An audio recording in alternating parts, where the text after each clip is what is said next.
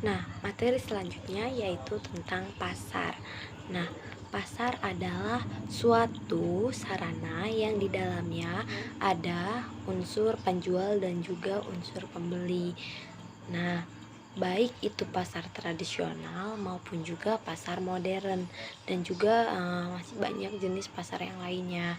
Nah, di dalam pasar juga itu merupakan tempat bertemunya antara si penjual dengan si pembeli maupun secara langsung ataupun secara tidak langsung. Nah, ada juga beberapa fungsi dalam pasar. Nah, fungsi yang pertama itu ada alokasi sumber daya. Yang kedua ada penentuan harga. Yang ketiga ada kompetensi dan yang keempat ada distribusi pendapatan. Yang kelima ada informasi. Yang keenam ada fleksibilitas dan yang terakhir ada stabilitas ekonomi. Nah, standar struktur pasar. Standar pasar adalah pengglobalan produsen kepada beberapa bentuk pasar berdasarkan pada ciri-ciri seperti jenis produk yang dihasilkan, terus kayak banyaknya perusahaan dalam industri, terus ada mudah tidaknya keluar atau masuknya ke dalam industri dan juga peranan iklan dalam kegiatan industri. Nah, pada analisis ekonomi dibedakan menjadi pasar persaingan sempurna dan juga pasar persaingan tidak sempurna. Nah, pasar persaingan sempurna. Jenis pasar persaingan sempurna terjadi ketika jumlah produsen sangat banyak sekali dengan memproduksi produk yang sejenis. Kayak contohnya tuh kayak beras, terus juga gandum, terus kentang, dan banyak lagi lainnya. Nah, ada juga persaingan tidak sempurna. Nah, persaingan tidak sempurna nih kayak seperti pasar monopoli, pasar oligopoli, dan juga masih banyak jenis pasar-pasar yang lainnya. Nah, contoh struktur pasar. Nah, nah, yang pertama tuh kan ada pasar sempurna. Kayak contohnya tuh beras, gandum, terus batu bara, banyak lagi lainnya. Terus ada juga kan pasar struktur tidak sempurna gitu. Nah, pasar persaingan tidak sempurna contohnya itu yang kalau dari monopoli itu perusahaan BUMN, PLN, Telkom Indonesia, terus perusahaan minyak bumi dan juga gas alam dan juga lain-lain lagi gitu tuh. Nah, ada juga kan pasar oligopoli. Nah, contohnya itu ada industri sabun, terus baja, rokok, terus pasta gigi dan lain lagi banyak yang lainnya. Terus ada juga pasar duopoli. Nah, pasar duopoli ini contohnya tuh penawaran minyak pelumas dikuasai oleh Pertamina dan juga oleh Kalistex gitu. Nah, selanjutnya ada pasar monopolistik. Nah, pasar monopolistik ini contohnya itu ada industri makanan kemasan. Nah, perbedaan rumah tangga, terus minyak dengan aneka rasa, terus baju dan juga pakaian yang lainnya juga. Dan masih banyak lainnya dari contoh-contoh struktur pasar yang tidak sempurna. Nah, ada juga pasar monopsoni. Kayak contohnya tuh ada PT Kereta Api Indonesia yang merupakan satu-satunya pembeli alat kereta api.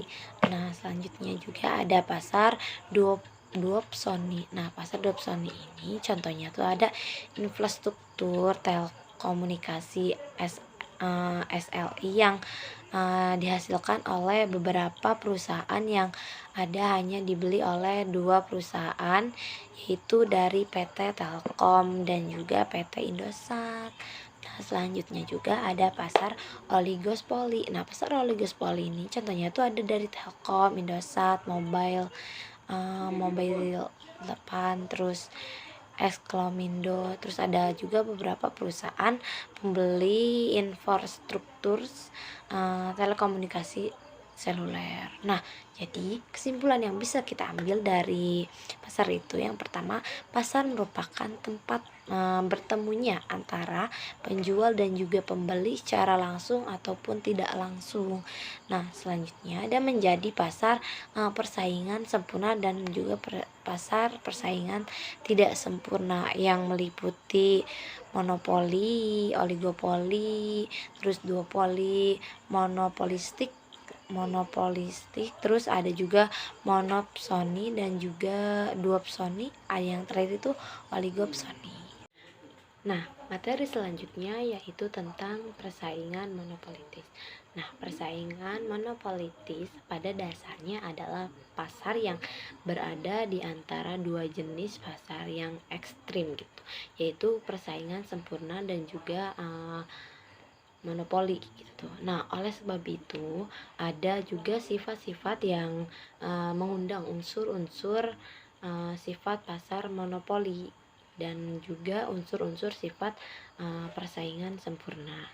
Nah, persaingan monopolistis sendiri itu adalah suatu kondisi di pasar yang mempengaruhi pada pemisahan ekonomi menjadi beberapa pemain yang memiliki oligopoli dan juga ya di dalamnya ada sebuah industri di mana oligopoli sendiri itu mengendalikan produksi dan juga distribusinya sebagai sebagian besar komoditi yang dihasilkan oleh tiap-tiap pemainnya gitu tuh.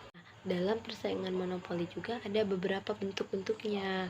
Nah, bentuk yang pertama yaitu persaingan monopolitis yang mengendalikan rahasia produksi.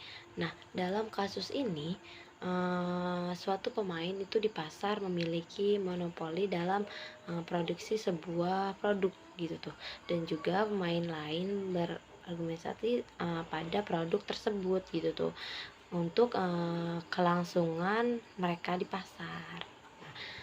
Bentuk yang kedua itu ada persaingan monopolitis yang mengendalikan rahasia distribusinya. Nah, dalam kasus ini juga tuh suatu permainan itu memiliki monopoli dalam distribusi suatu produk dan juga pemain lain bergantung gitu tuh pada produk tersebut untuk keberlangsungan mereka di pasar juga. Seperti itu.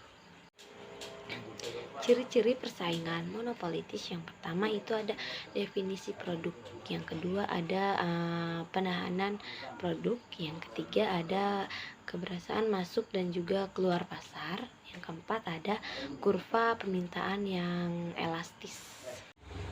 Nah, dalam persaingan monopolitis juga ada beberapa fungsinya. Fungsi yang pertama itu untuk mengakumulasi gitu tuh pemain di dalam pasarnya. Nah, fungsi yang kedua untuk mengisaskan pemain ke dalam pasar. Nah, fungsi yang ketiga untuk memungkinkan perusahaan menetapkan harga yang sedikit berbeda berdasarkan definisi atau diferensiasi produknya gitu.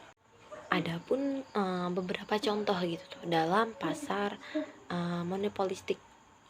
Nah, contoh yang pertama itu pasar kosmetik dan juga perawatan kulit. Nah, kayak contohnya tuh ya kayak skincare yang sekarang atau juga lotion yang sekarang. Nah, itu tuh termasuk ke dalam pasar kosmetik dan juga perawatan kulit gitu tuh. Nah, selanjutnya ada pasar pakaian. Nah, pasar pakaian contohnya tuh kayak pakaian yang sering kita pakai sehari-hari, itu kebutuhan. Nah, kesimpulan, pasar persaingan monopolitis adalah suatu pasar di mana tempat banyak produsen yang juga menghasilkan barang yang berbeda corak. Nah, di mana memiliki ciri-ciri yaitu terdapat banyak penjual, terus barangnya juga bersifat berbeda-beda corak, terus ada juga dapat mempengaruhi harga, terus ada keluar masuk relatif mudah dan juga banyak melakukan persaingan bukan harga gitu. Nah, persaingan monopolistik juga memiliki kelebihan.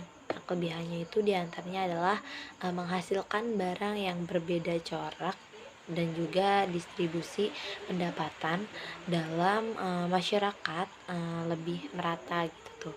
Terus sedangkan kelemahannya itu memiliki tingkat persaingan yang tinggi dan juga dibutuhkan modal yang besar untuk dapat masuk ke dalam pasar persaingan monopolitis ini.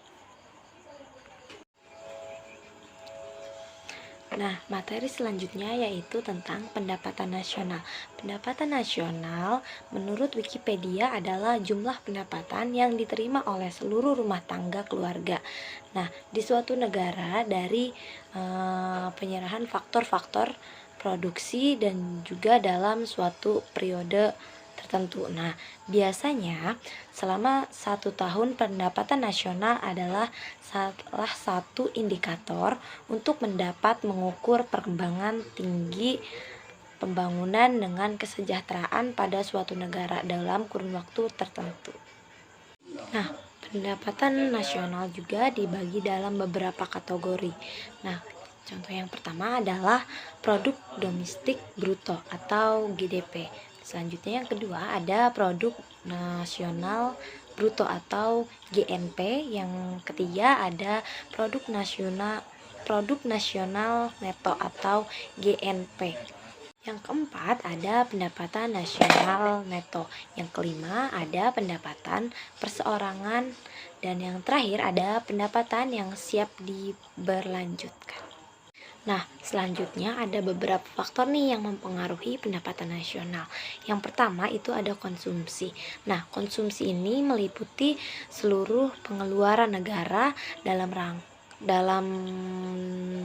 rangka mendapatkan barang dan juga jasa dalam kurun waktu tertentu. Nah, tingkat konsumsi ini akan mempengaruhi pendapatan nasional. Semakin tinggi konsumsi negara, maka pendapatannya juga akan semakin menurun gitu, dan juga sebaliknya. Nah, selanjutnya faktor yang kedua itu ada investasi dan juga tabungan. Nah, investasi dan juga tabungan ini sangat penting sebab berkaitan dengan samping negara. Ada faktor investasi dan juga tabungan itu dapat menghasilkan keuntungan di masa depan gitu, sehingga mampu meningkatkan pendapatan nasionalnya.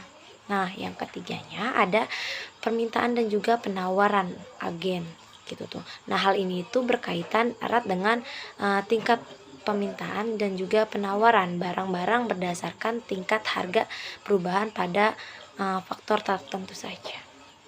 Selanjutnya, pendapatan pengeluaran. Nah, pendapatan nasional diperoleh dengan cara menjumlahkan nilai pasar dari pengeluaran sektor rumah tangga untuk barang konsumsi dan juga jasa. Nah, keterangannya itu ada PDB. Nah, PDB itu adalah produk domestik bruto. Nah, selanjutnya ada C. C itu itu konsumsi rumah tangga. Ada I, investasi, ada S, tabungan, ada G itu pengeluaran pemerintah, ada X itu total ekspor, dan M adalah total impornya. Nah, kesimpulannya adalah pendapatan nasional antara jumlah pendapatan yang diterima oleh seluruh rumah tangga keluarga di suatu negara dari penyerahan faktor-faktor produksi dalam suatu periode, biasanya selama setahun, yang dijadikan sebagai salah satu indikator untuk dapat mengukur perkembangan tingkat pembangunan dan juga kesejahteraan pada suatu negara dalam kurun waktu tertentu.